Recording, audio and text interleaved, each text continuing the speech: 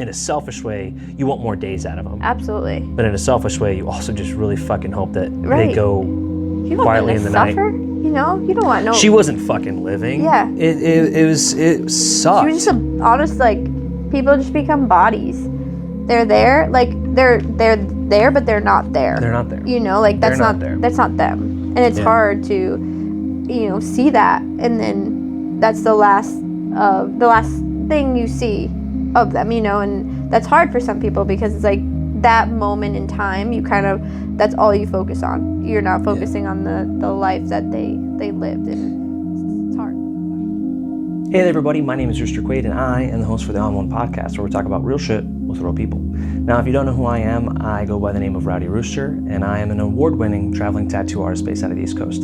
Before we can get started, I just want to say really quickly, thank you so much to our sponsor, Industry Inks, as well as to everyone who's helped us get this podcast started. It's those interviews and those constant support that allowed us to do this. So, without further ado, let's dive in. All right, and we are live. Ooh. All right. Hello. How are you? I'm well. The kids just left, so you are my wife's friend from High school. high school. That's a long Played time. hockey together. When was the last time you saw each other? Oh man, probably A long fucking time ago. Long, like way before she had kids, anything. Back when 10 she was years still ago, cool. maybe. 10 years? Okay. Maybe a little more. Cool. I'm old. I'm dating myself pretty old. How old are you? 29. I just turned 29. Well, we're like 32, dude. You're fine. Did Kate tell you that my birthday is after hers? I'm the 12th. No shit. Yeah. 7/12? Mm-hmm. No, cool. Yeah. I just put out my wife's everything, so it's fine. Anyway, let's get started. My name is Rowdy Rooster. My name's Briana Castro. And we are on one. I guess I should have said Rooster Quade. I'm Rooster Quade as well. But Nice to meet you. I haven't done an interview in a couple weeks, so yeah, I have never met you before. Yeah, This is the first. I've seen pictures on Kate's Facebook. I've heard about you. Never met you, so this is great. I mean, so usually I like know the person I'm interviewing. I mean, I tattooed them, or I know them as a friend, or they messaged me on Instagram and was like, "I would love to be on here to talk about whatever." And I'm like, "Sick." But Kate was like, "Hey, by the way, I booked you an interview," and I was like, "What the fuck does that mean?" Yeah. She goes, "My friend from high school." I said, "Sick. What are we gonna talk about?" And she was like, "I don't know," and that was it. So that's typical Kate. That's very, very much, right? yeah, it's 100% a Caitlin move. So that's funny. But yeah, I'm, open book, happy to talk about anything. Obviously, haven't had the easiest go-abouts, but hey. Well, let's start with, like, where are you from? Like, obviously you guys went to school together. Where was that? Sure. We went to high school together at Mount St. Charles And that's Academy, in Rhode Island? Woonsocket, Rhode Island. Okay. Yep. But I'm originally from Cranston, born and raised. Went to school at URI. Are you still in Rhode Island? Well, yeah. Yeah. You just you guys never hung out again? No, I mean, I got busy with life. Yeah. She got busy with life. And Yeah, she's bounced around a bit. yeah, so it's kind of, we've been here, there, and everywhere. We kind of like stayed in touch throughout the years here and there. Yeah. Kind of things fall off and life goes on. And I'm like that with some of my older buddies from high school too, but I live very far away from them, so it's harder for me to get back in contact. Where are you from? I'm from Oklahoma. Okay. Yeah, well, I grew up in California until I was like, from the time I was born till the time I was 12, I moved around a bunch between like my mom and my dad. Okay. But I was pretty much in California for the most Nice. part. What part? Hollister. It's fucking... Hey, still. Was it nice? Was it pretty weather at least? Yeah. Okay. That's all that I think matters. California is one of those states where it's like, if you're not paying rent there, it's great. Yeah. So if you're visiting for or if sure. you're a kid, it's awesome. If you're an adult, it's dog shit in a blender. So I feel like that's anywhere though. Come on. No. I mean, like Oklahoma was cool. I that's probably the only time you'll ever hear me say that. Oklahoma's cool because it's so cheap. So like, if you're just skating by, it's easier to skate by and somewhere out there than it would be like what I can only imagine is like out here where people are like 7 people to a house and stuff like that. It's insane over here, but my brother actually played hockey in Oklahoma. No shit. I don't know who he. I didn't know we had hockey in Oklahoma. Me either until he went, and That's the first I've ever heard of hockey in Oklahoma. And it's probably why he went there, because he probably wasn't that good. He was really bad? No. He went to Mount too. He graduated in 2005, so he's pretty old. And then he played 2 years in prep and did the whole shebang. Is he still playing? Okay. Yeah, I guess he plays beer league. with his buddies. They have hockey in Oklahoma. Is he up in the Well, city? no, now he's back here. He played juniors in Oklahoma. Well, I want to get me in contact. Yeah. Give me some information after the fact because I would love to find out where he was playing. Yeah. Because I go back to Oklahoma a couple times a year. Yeah, so. absolutely. I mean, he's Not that I fucking play. I don't know how to ice skate. So no, your kids are gonna do it. Are gonna try. They're welcome to it. They're growing up on the East Coast. Kate tried. We weren't even married yet. We were upstate New York. We were like right on there was that frozen lake between, or whatever the fuck it is, between us and Canada. Like Lake Placid? I don't fucking know, but it was frozen. Okay. It was middle of winter, and Kate and I went with our neighbors at the time, and she was like, "We're gonna strap you up with some ice skates," and I was like, "All right, sick." And they had there's this park, it's like kiddie park, and they had iced over around it, and they made a weird rink, or not rink, but like a donut essentially around the kiddie park of ice, and people were ice skating on it. And I put on these little fucking skates that were way too small for my feet, and the fucking ice was like fucking rocky as shit. And I busted my ass so many times. I went one lap, and then I said, "I'm done." I took off the skates, and I've never done it. I've never done it since. So fuck that shit. Fair. No, thank you. But my kids, they've grown up already watching Kate play men's and women's leagues. So like, they're like, "I want to go on the ice." They like, because she played for Wesleyan. Wesleyan? Wesleyan, is that what it's called? Mm-hmm. And so they do an alumni game every year. Oh, cool. And so the girls and I, or I guess I can't say girls anymore because we have Bo too, we go every year and she plays. So, and every time, as soon as they're done playing, because they own the ice essentially, she'll take the kids out and like kind of like skate them around on their feet and stuff like that. That's awesome. So that's so cool. They're in love with it. Yeah. Do you still play? No, my brother keeps trying to get me to play in his beer leagues. I don't know. It's just they play so late. I'm an old soul, I want to say. I like to go to bed at 9 o'clock. I work out in the morning. I'm too tired. What time do you wake up? Depends. So I used to have I worked at Rhode Island Hospital for a little while. Whatever. What do you do? What do you do for work now? Infection control. I'm an infection preventionist in the hospital. So I worked at Rhode Island, and my hours were 7 to 3:30, so I would go before work. Yeah. So I would wake up at like 4:45. Yeah. Kate still wakes up at like 4 or 5 o'clock in the morning for her work. She goes to work. I stay I'm at the house in the mornings with the kids, and then she comes home at like 11 o'clock, and then I go to work. So it helps. You're a night owl. Yeah, but it doesn't help that we have kids now, because I used to go to sleep around 2 o'clock in the morning, and then I'd wake up and go to work, and now I go to sleep at 1 o'clock at night. And then I wake up at 5 o'clock or 6 o'clock in the morning, and I'm just cranky as fuck now. Kids just sound so much fun. They're great. You should reproduce. That's really wonderful. They're the best thing and the worst thing. Yeah. I mean, I have a niece. Well, we'll kind of get into it a little bit. My sister. I have 3 siblings. Okay. Fabio passed away, and I have Brandon, the hockey player. Are you going in order of eldest to youngest? Okay, so I'll go eldest on. So the oldest is Kayla. Okay. Unfortunately, she passed away in 2021. Okay. And then, so Kayla had Lily, put the picture. So Kayla had Lily, and then Brandon's next. Okay. He has 4 kids. Brandon's the one who played in Oklahoma and is now back here. Yep. Okay. He has 4 kids. He has a almost 10-year-old, 6-year-old, and then a set of twins who are 4. I wanted twins. Yeah. And now that I have 3 kids, I think I'm happy with just the 3 though. So they have their handful, to say the least. But the little ones are in hockey, and it's the cutest little thing. It's really fun to watch. Yeah. And then me, who I don't have kids yet, but Kayla passed away, and then Kayla had some chronic illnesses. Okay. They're really big names, but essentially her hands were kind of like rheumatoid arthritis. She did have that. So I'll tell you right now, I don't know jack shit about. So like, even if you know what you're saying, I will not know what you're saying. Fair. Okay. So essentially, like, she couldn't really move around and whatnot, but always dreamed of being a mom. And then Lily, she got pregnant with Lily. Luckily, Lily was our little miracle baby. Yeah. So most of Lily's life until she was about 5, my mom and I, and with the help, obviously Kayla couldn't really do too much. My mom and I really stepped up to help raise her, and obviously we grew a bond with her, and she would go to her dad's here and there, but primarily she was with us. And so then, they were separate. Yeah. Okay. And then so when Kayla passed away, he Lily went to go live with her dad. Yeah, obviously, yeah. And then last year, 2024, was it 2024 or 2023? One of them, her dad passed away unexpectedly. How old was, you said Kayla? Kayla, when she passed away, was 37, I want to say. 38. Oh, no, I'm sorry, 37. Yeah, she's not. You guys had quite a age gap. Yeah, so Kayla and I are 13 years apart. Okay. And then Brandon and I are 9, and then Fabio and I were 4. Okay. So, yeah, we were pretty... My mom wanted 4 years from everyone, kind of. So, she kind of got it. She kind of got it. It was close. Yeah, it's close. Fabio and I are actually 4 years and 4 days apart. He's the 8th, I'm the 12th. Oh, okay. So, she was pretty spot on with that one. But and then, so your niece...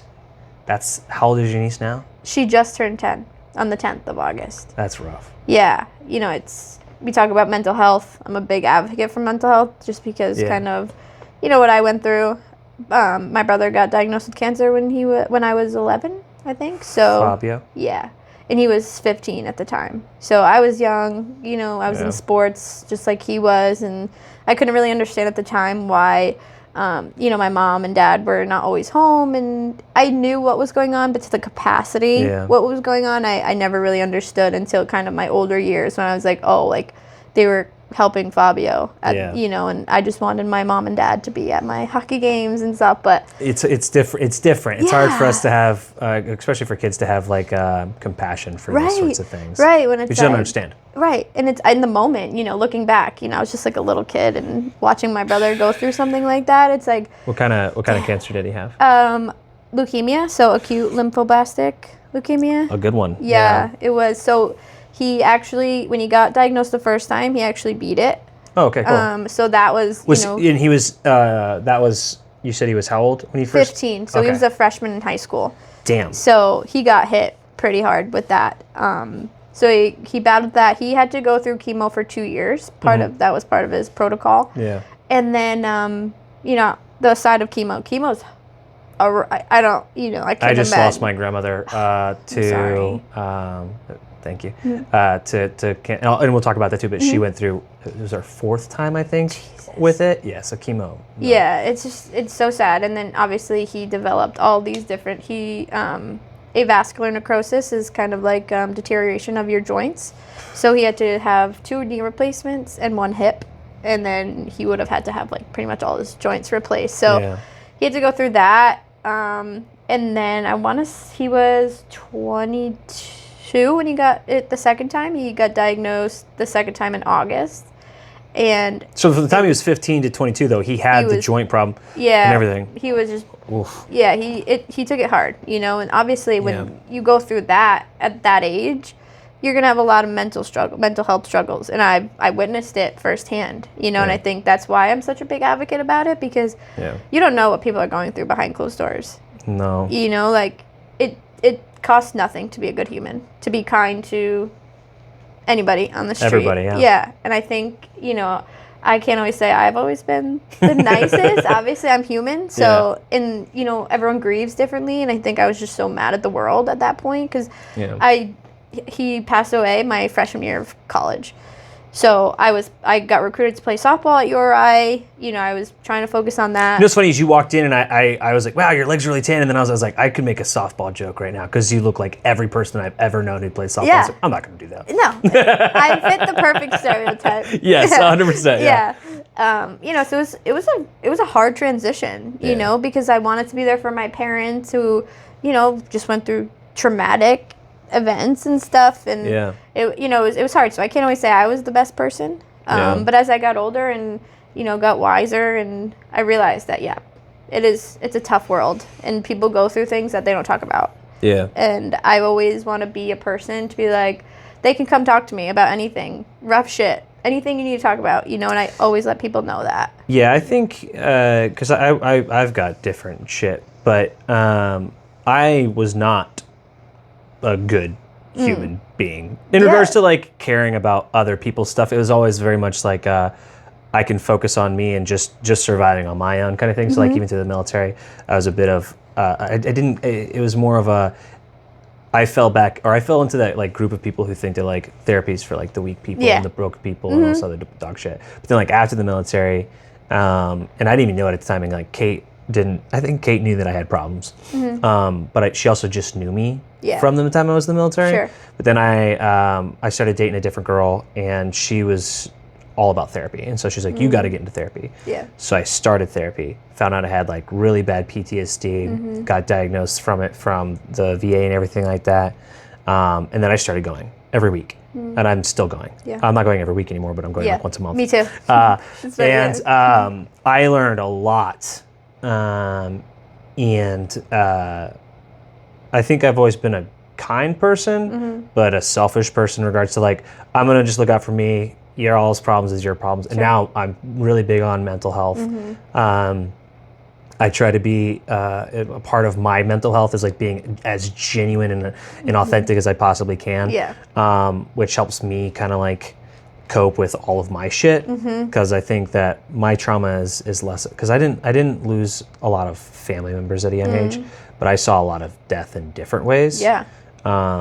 Which is really, I don't want to talk about that shit, but yeah, but no, it's hard, you know. I watched a kid get executed in middle school outside of my bus. Yeah. Yeah. See, like stuff like, you know, people looking at you, looking at me, you would think we just are normal people who don't go through shit. No one thinks I'm normal, but you look normal. Yeah. You know, so it's and then it kind of all ties into now my 10-year-old niece is going through it. Yeah. You know, and luckily there are good resources. How did her father?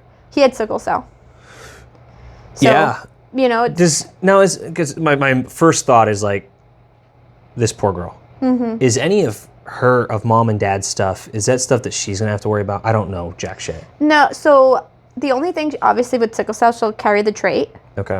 So if she were to have a partner that had sickle cell, their kid would likely would have it. As far as Kayla's, that's a good question, because people have asked that, am I worried, you know, about stuff that she went through.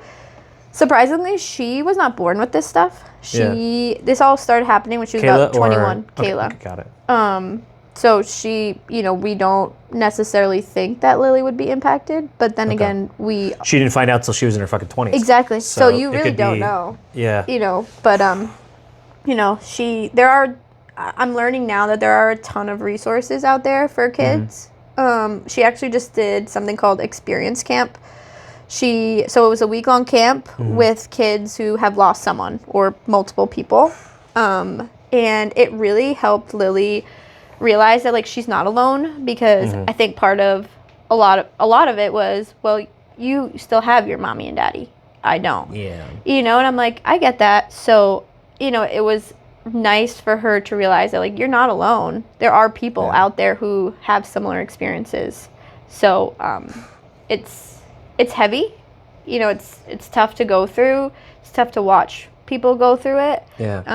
I think it hits me hard too now, because like I have my daughters and Bo too, and it would break my fucking heart if even if something happened to Kate and I had to like, I don't even know if I'd be able to help my kids with handling that, let alone both parents, and like that has to be like really fucking heartbreaking. It is, you know, but she's one of the strongest little girls I've ever known. Yeah. And for someone to go through that at such a young age and still head held high, I admire her. I look up to her, and she's only 10 years old. You know, like she's such a bright soul. It's you look at her and you know, she's still happy, still smiling, and then there are some glimpses of I'm sad, you know, and I try to create environments for her to feel like you can talk to me. You can talk to. And I think having that environment, especially as she gets older, because just like you said, when you lost your siblings too, you didn't know what your shit was until you got older, and then that's when because I didn't have. I mean, I'm sure I had trauma growing up from all the different shit that I went through, but it didn't really affect me until I was like in my upper 20s, and that's when like I was like, oh. This shit sucks. Fucked, dude. I'm so fucked up. This sucks. Yeah, honestly, like, it probably took me until after Kayla passing for me to face my shit. Yeah. To face those demons that I neglected. Not neglected. Therapy. Yeah. I actually did a lot Whose of... idea was it for you to get into therapy? Mine. Really? I had no choice. I was to say, you had no choice. I had a choice. Everyone has choices, but I knew that if I wanted to be a good human being... Okay. So you had already went through some part of your life that was like, that made you want to be better or good, right? Yeah. So there wasn't like an external force that was like, you suck. You were just like, I want to do better. Yeah. What are my options? And then you obviously acted on that. Okay. Right, cool. Yeah. But, you know, I was young too. I was in college, drinking, having a good time, playing softball, right? I was like... It's really bad for you. Yeah. It's just like, fuck. And then you realize once you're out of college and not really distracted by all of that, like, dude, you gotta figure it out because you're gonna lose people in your life because of your selfishness. And I think that kind of hit me after college, realizing that, like, if I don't get it, fix something or get the help, it's gonna catch up to me. So yeah, I think it's I mean, it's hard even for me with all the, I mean, I've been doing therapy for 4 years, I think. And that was mostly for like PTSD and like military related stuff. Then it like dove into like childhood stuff. But I still struggle really bad, like talking about like my grandma. And yeah, see, I can't even fucking do it. But I think that it is words. Yeah. Yeah, it's something that, you know, until you go through it, it's hard to put into words. And I would, you know, never wish that on anybody. Yeah. You know, and obviously Fabio hit me hard.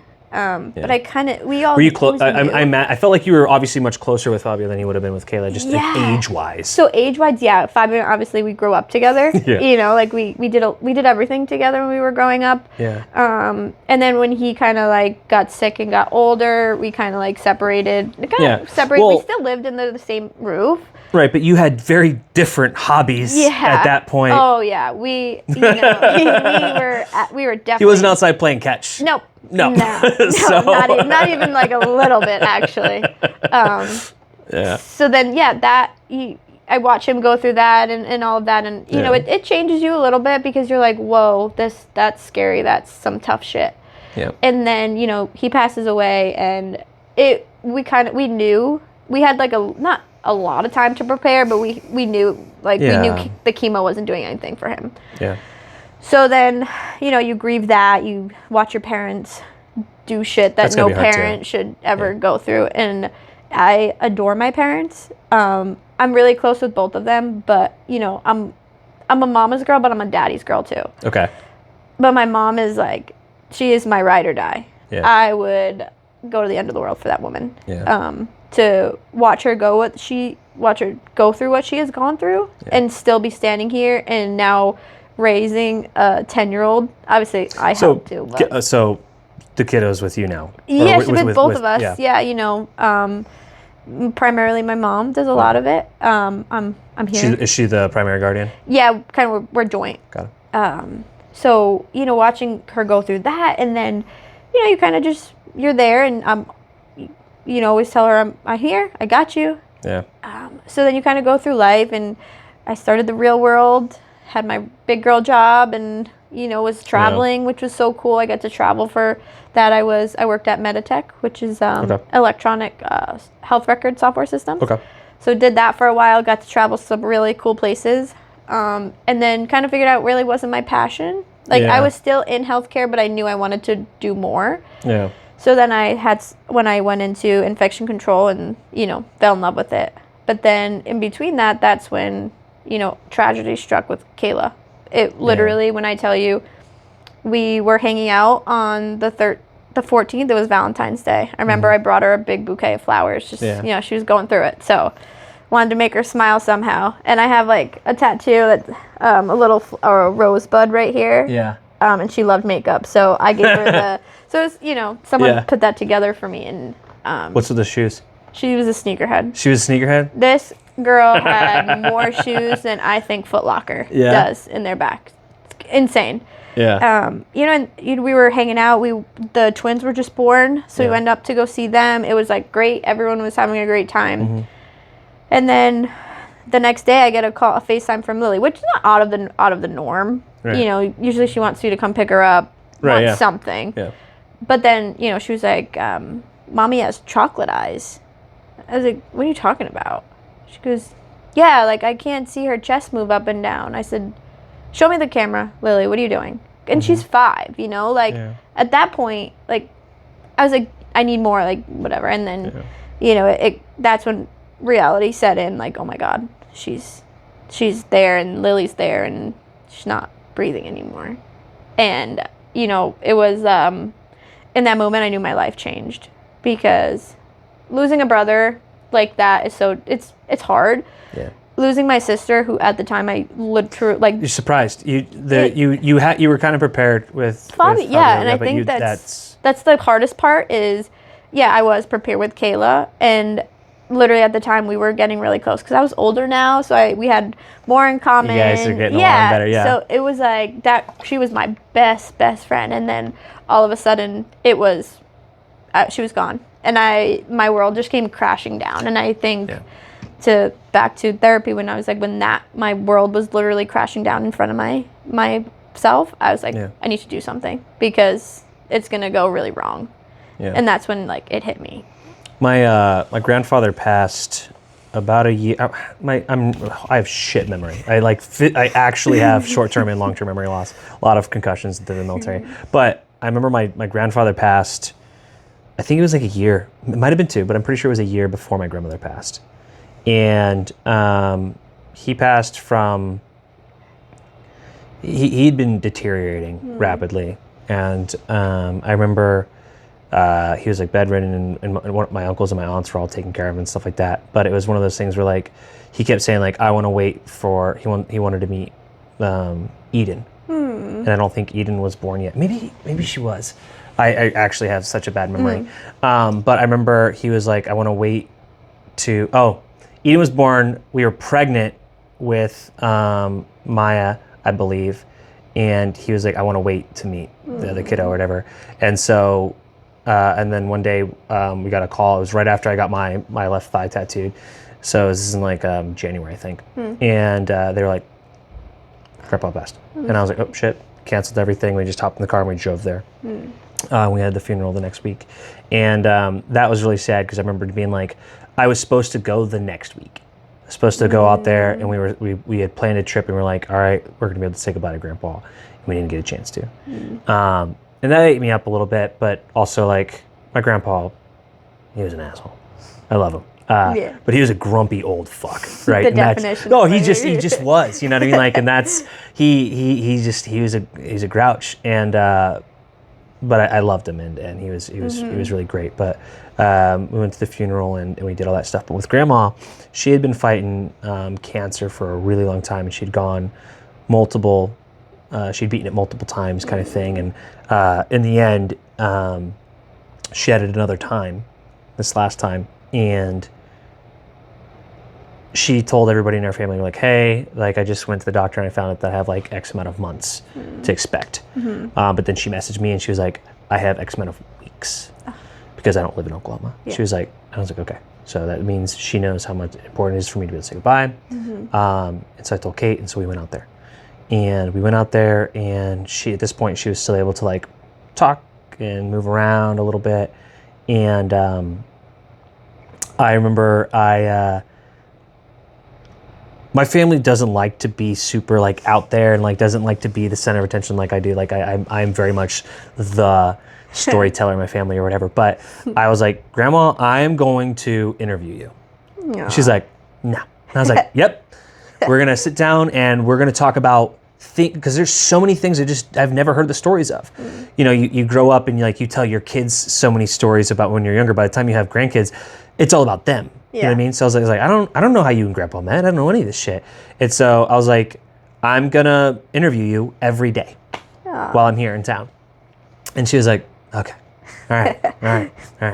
And but she told me, she's like, you gotta tell me what you want to talk about, because I gotta. So and at the time, everyone was like, yeah, like she's really only like really coherent in the mornings after she takes her medicine, and she's only good for like an hour or two. And I was like, okay. So like I remember coming and being like, Grandma, today we're gonna talk about you and Grandpa. She's like, okay, hold on. And she like came alive. She's calling up people. She's like, no, what year was it? And she's like writing everything down. And she, like for 6 hours, she would sit there and just lock in and call all of her old friends, her siblings, her cousins, her old friends from church. And like, I remember at first it was like my Aunt Lydia was sitting in the kitchen at the dining room table and just like watched the whole thing. Yeah. And then I was like, all right, you ready? Let's do this. And I pulled out my phone and no one's heard these except for me and Kate. Yeah. No one's listened to any of these. Wow. I was supposed to like, I wanted to do a thing where I like kind of like published them for the whole family. But we'll get to why I didn't in a second. But by the end of it, like day 6 or whatever, we had like 8 people or more people sitting at her dinner table, all just listening to me talk with Grandma. Wow. And it was really fucking cool. What a cool memory. Like, yeah. What like a cool thing. It was Kate's idea. And I was like, that's fucking lame, dude. Grandma's not gonna do that. I don't want to fucking do that. Like, I'd rather just talk to her. She's like, you're gonna wish you had it. And I was like, yeah. And honestly, now that I mentioned, I haven't watched it in so long. I probably should, but or listen to them. It's all just a regular MP4 file or whatever. But. And remember at one point she'd be telling a story and she'd say, all right, this part you're gonna have to edit out. But and then they would do this and she'd just kinda like rag on somebody. Oh, wow. And then near the end of it, she's like, you know what? I don't give a shit. I'm not gonna be around anyway. You can tell them how I feel. And I was like, okay.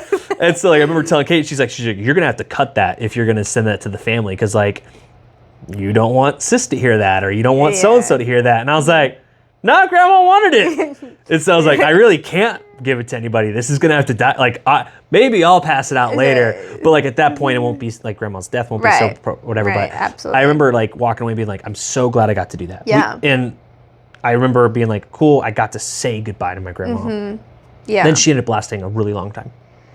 So, which killed me even more because I'm just in like limbo. Yeah, right. And so, that's the hard part. You know, like when you know, almost you're anticipating something, like you know this is happening, and it just like it's almost like a glimpse of like a miracle happening. Like, oh, one more day. Oh, we got another day. Oh, we're getting more and more. And that's days. fun. Yeah, until it's not. It's not fun anymore. I remember, and I'm not going to say who said it because obviously that's their business. But like I remember, we ended up going back out there, and this ended up being like right before she passed. So we ended up going out there.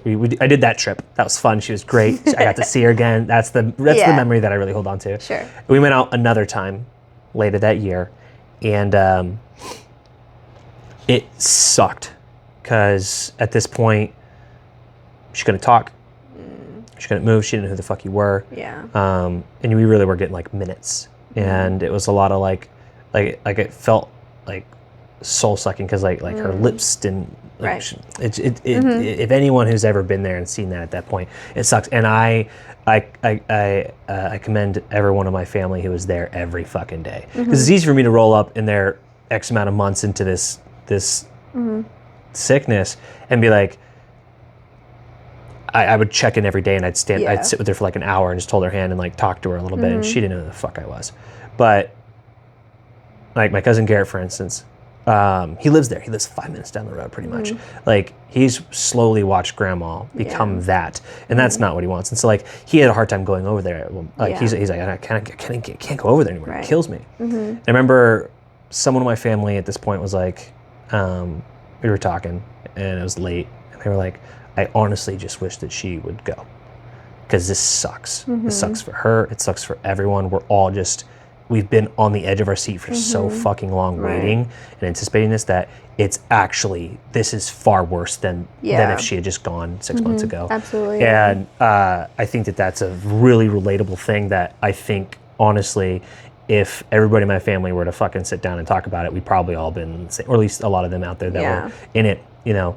But I think that that's a part of death and sickness, and specifically cancer, that really fucking sucks. Yeah. Is, in a selfish way, you want more days out of them. Absolutely. But in a selfish way, you also just really fucking hope that they go quietly in the night. You know, you don't want no. She wasn't fucking living. Yeah. It sucked. She was just honest, like, people just become bodies. They're there, like they're there, but they're not there. They're not there. You know, like that's not there. That's not them, and it's hard to, see that, and then that's the last thing you see of them, and that's hard for some people, because it's like that moment in time, that's all you focus on. You're not focusing on the life that they lived, and it's hard. I haven't talked about any of this with anybody, honestly, since any of that stuff. So, but I think that honestly, I should probably bring this up in therapy because I've buried it. Which is probably why it rocks my shit. Randomly out, like one night, I'll be playing video games or something like that, and all of a sudden I'll just fucking break down. Kate's like, "Are you okay?" And I was like, "I just thought about my grandma, dude." But that's the part of grieving that and Eden's old enough that she'll be like, "Oh, Grandma Peggy," and I'm like, "Fuck, man, I'm gonna have a bad day now." Yeah. And I think that's like the part of grieving that some people, they think that grieving is for a month. They think grieving is watching the funeral happen, grieving is a lifelong thing that you go through it your whole life. You know, like there are things throughout the day, moments in time where it's like, oh, I smell weed. That Fabio was the biggest one there was, I think, and I'm like, he's around me. He's somewhere. I see you. Are you spiritual? Oh yeah. Okay. So I don't know if you are, but in that sense, it's okay. Everyone else is. In that sense, my grandmother was a lot. So I only went to church with my grandma. In the end, I only go to church with. I wouldn't say like I'm. I grew up like Southern Baptist, like church a couple times a week. So like I was in it for a long time. It's funny because I have a girlfriend and it's like, I'm going to church, but I'm a girl. I'm a girl and I like girls. Oh, I don't. No, I think unless you're in the fucking South, I think everybody's gotten. I think everybody's realized it. That's cool. It's cool. But I think I'm more spiritual and like I believe in signs. Okay, cool. I read a book when less religious, more spiritual. Got it. I read a book called it's literally called Signs. Like the Alien movie? Best alien movie out there. So I gotta be honest, I'm not a big movie gal, but I trust you. I trust that was good. Kate's like that too. It's fucking annoying. All right, carry on. It's called Signs. It's Signs, and it's one of the best books I've ever sat down and read. Okay. And if you ever want to read that book, I don't know if you're a big reader. I'm illiterate. I'm kidding. Audio. I'm just kidding. I was gonna say audio. I can't read. It's so cool because it talks about signs from the universe, and that's something that I really do believe in. I believe in that they do find ways to send signs to you, no matter in what capacity. It could be a song, could be the smell of weed. Exactly. It could, an orange butterfly. My brother, the leukemia ribbon was orange, and his favorite color was purple. And I remember clear as day one Easter, my mom and I were out, and they were giving out Easter eggs. And the last 2 Easter eggs in the little pot that they were giving were purple and orange. So I'm like, what's up, dude? So the book helped me it's almost like you want to ask for something. You have to be so specific, and that's what you kind of read in the book, and it tells you exactly what, to ask for. Yeah. And I think that really, really helped me, and it What'd you ask for? It just let me know I'm okay. Like, let me know you're okay. Got it. It's more specifically for Kayla. Comfort. Too. Comfort. Yeah. Yeah. Let me know that you're good. Mm-hmm. And it could, and I asked for all different signs, and it something about it is it doesn't always happen when you want it to happen. Yeah. And that's, I think, the frustrating part, because you're like, I need a fucking sign right now, dude. Yeah. What's up? And so and they come to you and you least expect it. And I'm a true believer in that. But it's funny because I have a puppy, and this bitch is batshit fucking crazy. She was Bernie Doodle, a mini Bernie. Okay. Cutest little thing. Yeah. But she will just fucking run in circles, and then we'll just stop and look right up and bark. Yeah.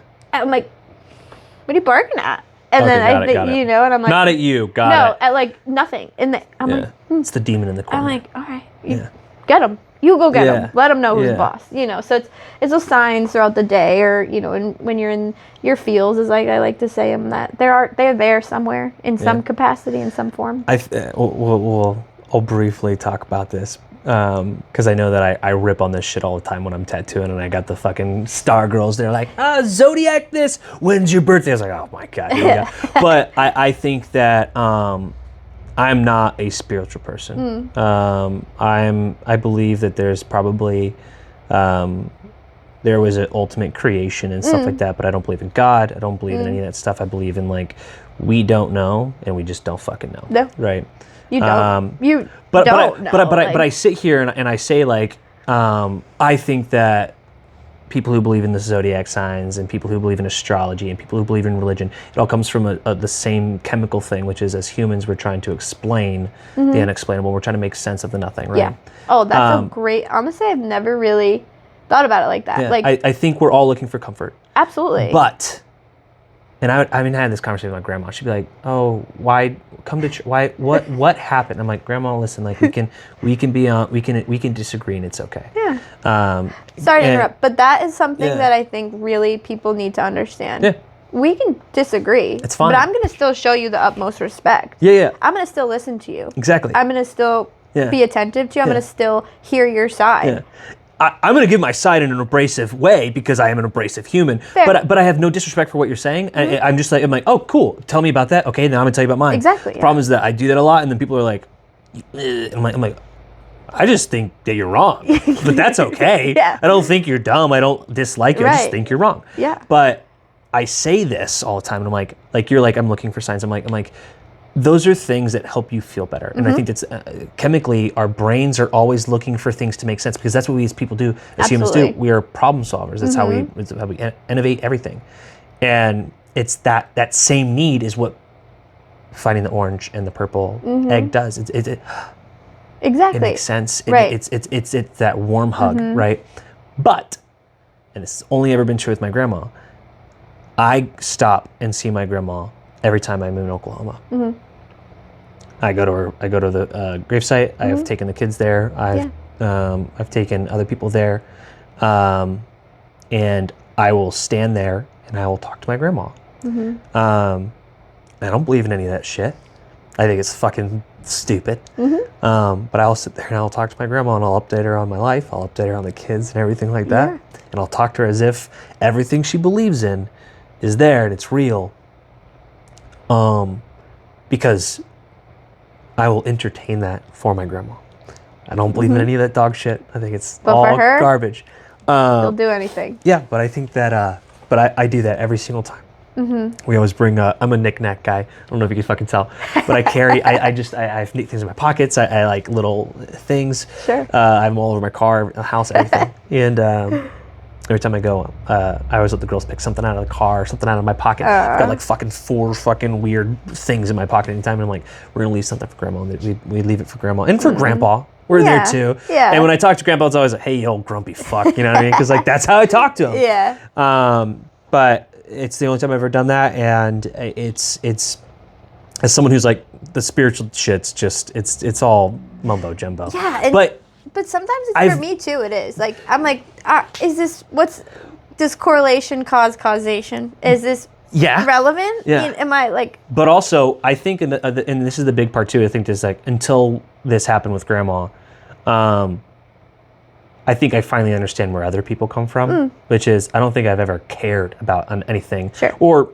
Or maybe therapy's made me less numb to death, right? Like I've seen a lot of shit. Yeah, I bet. I can't imagine. I've seen a lot of stuff overseas, growing up, whatever. I've seen for someone, you take the military out of it. I've seen too many people dead. Yeah. Right. That's how I feel. I literally feel like I've. But I was never close to any of them. You know what I mean? Yeah. Like I had a buddy who his family fostered, and they were all murdered in their sleep. So one day he just didn't start. But like, there's things like that are like I didn't. I knew a kid who overdosed. You know, like that wasn't fun. Right. But like, I'm just like peripherally around people who pass. Yeah. Or I've seen things and like it sucks. But I think that for a long time I was numb to it. And I think by the time I worked through therapy enough, then grandma passed. Also, grandma was my favorite person. And so I think for the first time ever, looking for signs and the spiritual bullshit. Yeah. Right.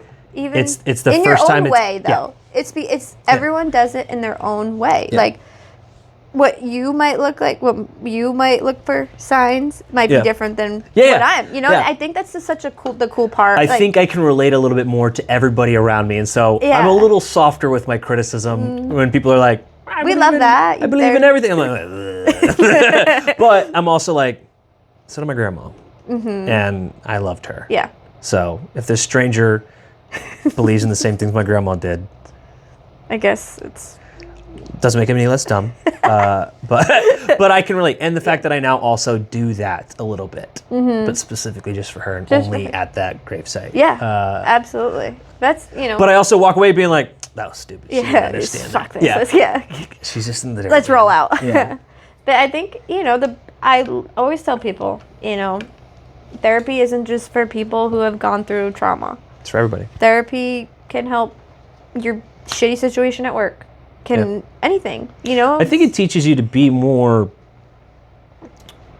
I think therapy helps you learn yourself, which is cool for a lot of things, but I think the biggest thing that people don't talk about with therapy and learning about yourself is it helps you understand other people, which helps you be more empathetic. Absolutely. Which means you can tolerate people more. It means you can be a little less judgmental. I think it means that you can be a little less sensitive too. When someone hurts your feelings, it doesn't have to be the end of the fucking world. Right. Sometimes we're just grouchy old fucks. Just because old boy cut me off on the highway doesn't mean I need to get angry. He's probably just in a rush, and there's been plenty of times that I've cut somebody off because I just wasn't paying attention. Right. And so like, it helps you calm down and view the world in a lot easier, a little different, a different view. A different lens. Yes, that's a beautiful way to put that. Yeah, like a different lens. You're seeing the world almost like in a different pair of glasses. Yeah. And like a way of like what you've been through doesn't define you. Yeah. There's what you've been through is fucking shitty, and and I always like, I'm sorry that you had to go through. I'm sorry that you had to, you lost your grandmother and all of that. But it's shitty, and it's okay to be like, yo, that's okay for it to shitty. suck. Yeah, like it's okay for you to have a bad day and realize, well, maybe tomorrow will be better. So it's hard, but always look at life through those lenses and realize it pairs well with another thing I say. Kevin, are we close to an hour? Is that what we're looking at? I see you standing. 45 minutes. Okay, so we got some more time. Cool. It pairs well with another thing that I say a lot, which is, I feel like everybody in the world is just bitching and moaning all the time. Everybody's got something to complain about, which is fair. We all do. Yeah. But I think that I have a lot of people that are like, oh, you're just so happy. Your life must be great. I'm like, dude, my life sucks too. Yeah. The difference is that I choose to focus on the good stuff. Exactly. And there's days where I don't do that as well as others. Yeah. But I there's an exercise that I like to do with people all the time where it's like, close your eyes. When I tell you to open your eyes, I want you to look around the room real quick, and I want you to find 3 blue things. All right, do it. All right, now close your eyes again. All right, cool. Now tell me 3 red things. And they're like, I wasn't looking for red. I'm like, right. So when you're not looking for it, you're never going to find it. And I think that in life, people are so set on looking for the bad shit because it's easier to stand. It stands out easier. Yeah. But if you focus on the good shit, you're going to find more good shit. You're going to be in a better fucking mood. Exactly. I chose that when my grandma died, I focused on all the good stuff, which I'm now starting to slowly like work through all the sad stuff too. Like I chose to focus on the good stuff, and that's why I think I have such a positive memory of my grandma, And I think I'm a little bit of the opposite. When my brother died, I was 18, was fucking partying. You had a lot of shit going on at the time. Right, I could distract myself anyway, all the things. And then when Kayla died, I was just mad. I was angry. I was angry for my niece. I was angry for selfishly myself because now all these big moments, like I have to now tell my kid, my future kid, oh, well, your aunt passed away, your brother passed, like she wasn't there your for that. uncle, know, and it's like when I get married, they're not going to be there it's for hard. that. And you're like, I was angry, so angry. And I was, like you said, people tend to pick out the negative. And I think for a little while, I was really set on that negative. I think that's fair in the moment, though, too. It'd be weird for you to be like, it happens. For a while, I was like, I was mad at life, mad at whoever I could be mad at. And it really took me kind of taking a step back. I went through an intensive therapy program where it really, really helped that, I'm like I tell Lily, you're not alone. There are people who go through shit. It doesn't have to be death, but people have their own shit that they deal with. Yeah. I think it's also important too for like little kids because like I know a lot of people that have had similar stories like that where like they're really nice people, but I also know some people that went through the same shit and they are fucking assholes and they use that as an excuse. Yeah, and for maybe like a month, you could be a dick. Yeah. Sure. But then you can't let it define you, though. Exactly. Like you said, yeah. And I say that to Lily too. I said, what happened to you doesn't need to define you. Yeah. I say, you're a miracle, whether you believe it or not. And right now she's in that, preteen, I don't want to hear you, I don't care what you say. But I hope that, she realizes, like, she's here for a reason, and it's up to her to realize what that reason is. Yeah. Just like anybody else. We're obviously all here, do something with it. Yeah. You got one fucking life. Jesus Christ. Fucking do If anything, with all the stuff that you've witnessed, it just makes every day and every moment all that more valuable. Yeah, absolutely. Because I'm like, shit, who knows? Who the fuck knows what's going to happen? Yeah. I try not to hold on to the grudges and the little things, and obviously I'm human. Shit irritates me sometimes, but, day by day, life gets better.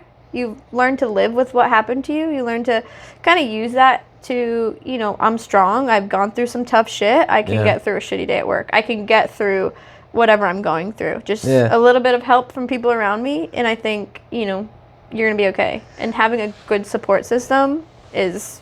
This again, it reminds me of another thing where, like, someone asked me the other day, they're like, oh, like, would you suggest for someone to get into the military? And I was like,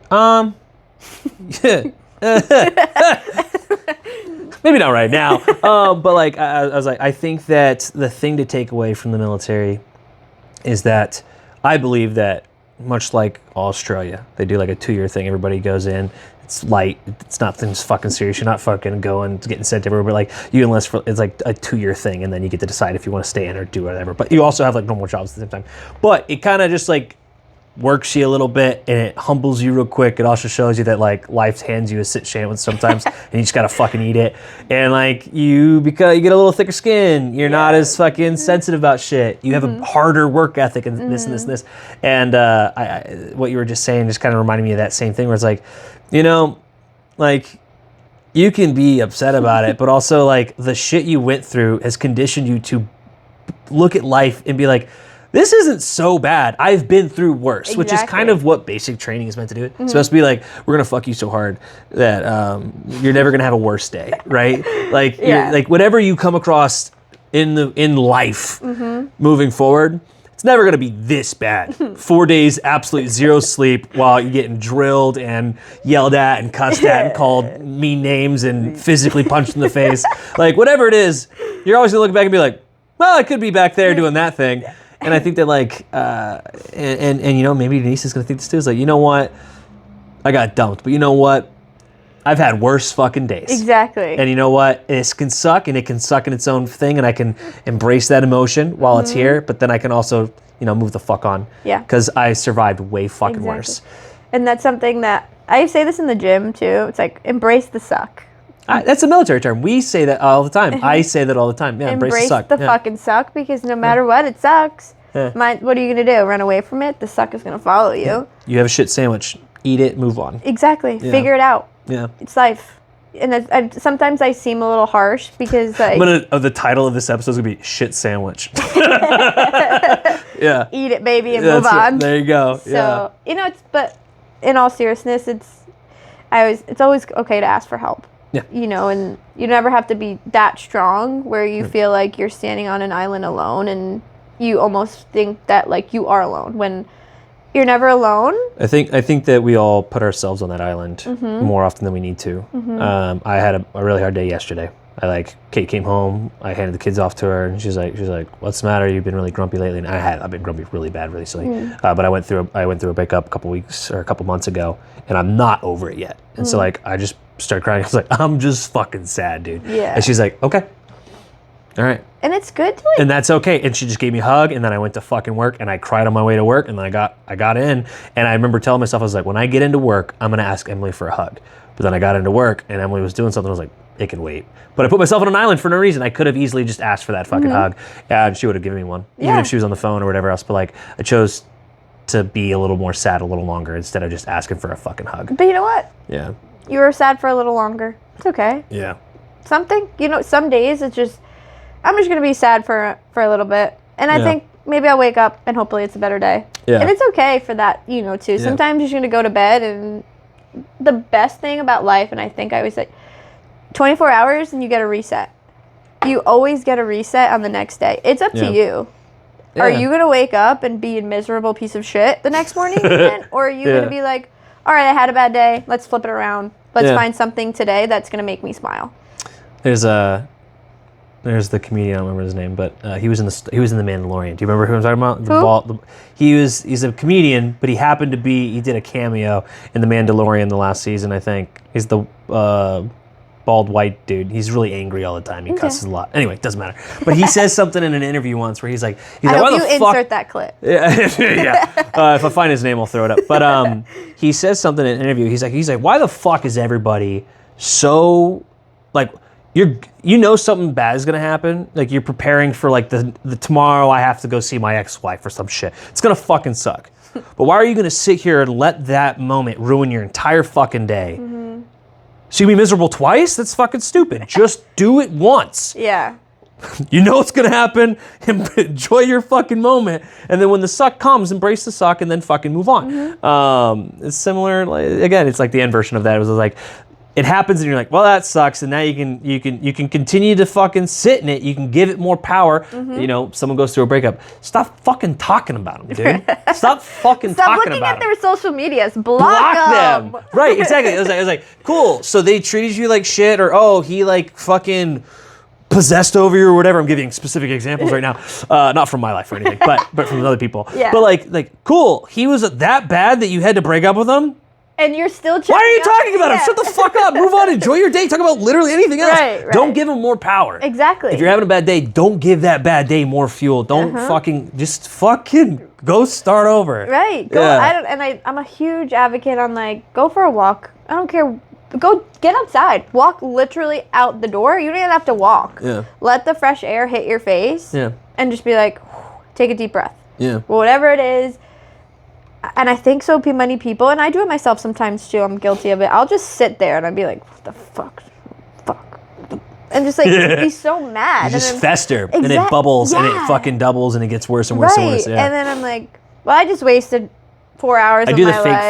I do the fake fights in my mind. Oh, me too. I've got a 40-minute drive home. I'll have 40 fucking minute argument. Then I get home and then I'm in a bad mood. Yeah. For no reason. And you could have just spent those 40 minutes just listening to good music, vibing, but I chose violence. That's what I like to say. Yeah. But, life's too short, clearly. Life is way too short, no matter how you put it. Yeah.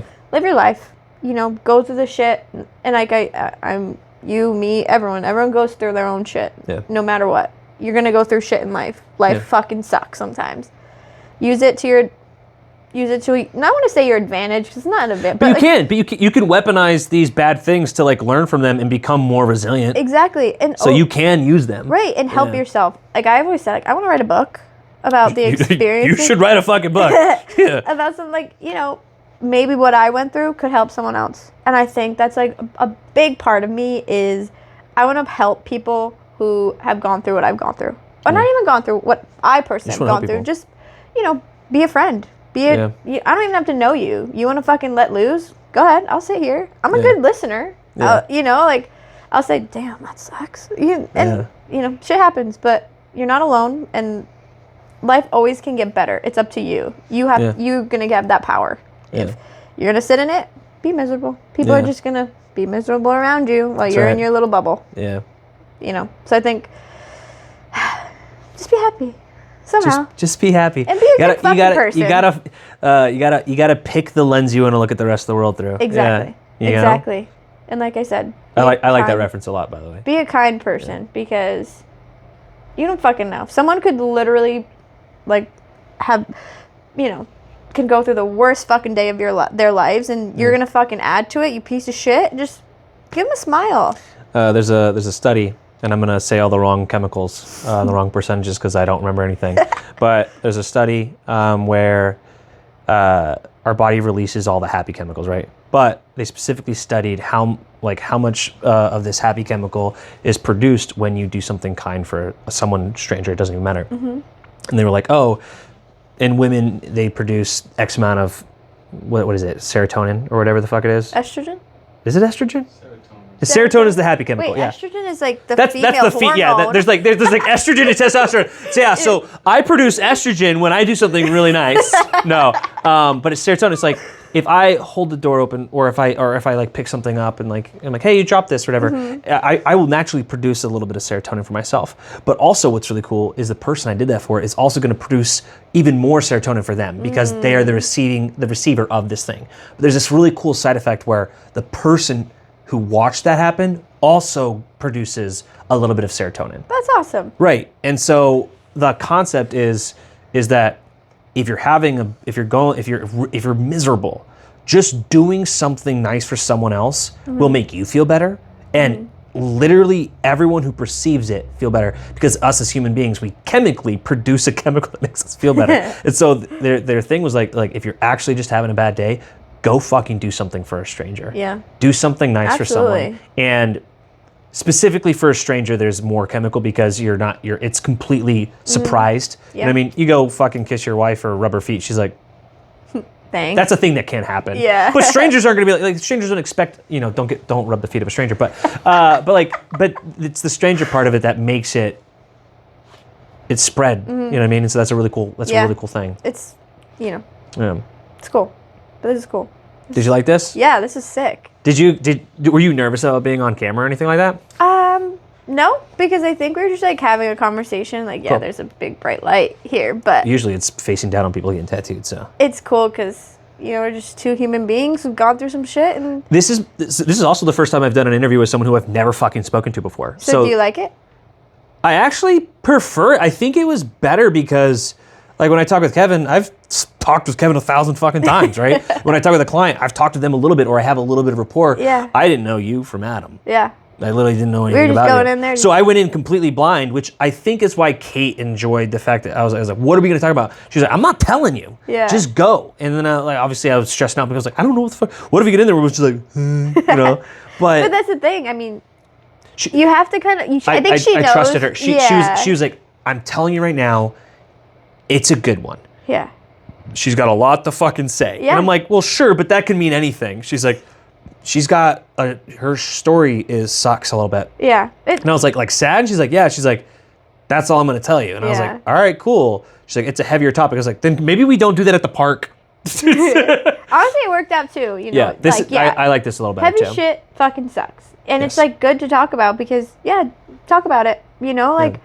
Some people, it's for me for a while. I would not talk about it. I was like, I'm not gonna put that on someone. Yeah. And I think as soon as I changed my mindset and realized, There's also a difference between like having a conversation with someone versus like just dumping it on people. Oh, Because there yeah. are people out there that just dump stuff on people. right? If I just went to him and I'd be like, hey, my brother died. Well, you know what I'm talking about right now. I'm not Yeah. saying you. But yeah, Yeah, don't it's like- just walk into Kevin and be like, my mom just died. It's like, right. I'm going that way. My Yeah. sister passed away unexpectedly. Also, so did Right? her husband and my younger brother and his grandma How do you feel? and his grandpa. Also, a kid got executed once. That was fun. Yeah. Do you want us to go on, or are you uncomfortable yet? Kevin's like, oh my God. Yeah, this is it's cool. It's cool to talk about. Like, not cool to talk, but yeah, it's cool to. This would be really fun for everyone in their cars to be like, wow, this is what I needed to listen to on my way Yeah, home. but it Thank gets goodness. better. Yes, There- but it gets better. It gets better. Thank you so much. Yeah, Seriously. so cool. Also, I just realized your nails are really nice. Thanks. Yeah, sick. It's called Let's Be Friends. Not the nail color. It's Let's Be Friends. The color's called Let's Be Yeah. Friends? Mm-hmm. Is it with like a L-E-Z, Les Be Friends, or is it just Let's Be Friends? Oh, that's a good. I like the Let's Be Friends. Les Be though. Friends. I love yeah, that. Let's Be Friends. That's spicy. It's a specific nail set. Just for lesbians. only. It's got 2 shorter nails on each hand. Your dominant hand. I usually paint my nails differently, and I always say like I got my shooter and my Spider-Man, and then Spider-Man and the shooter. Anyway, thank you so much. Yeah, it my was name great. is Rooster Quade, I'm Briana. and we are On One. Sick. This is actually Yeah. really sad, but also really great. Yeah, I like this a lot. Sick. Yeah. Thank you so much. Can't wait to hear it. Honestly. Thank you so much, everyone, for taking time out of your busy day to listen to us shoot the shit. It means everything to all of us here at the On One podcast. Now, if you liked what you listened to and you want to help us out, give us a like, a comment, or even just share with a friend. And if you'd like to join us on set, please feel free to message us on Instagram at OnOnePod. We'd love to work with you. Have a great day. We'll see you next time.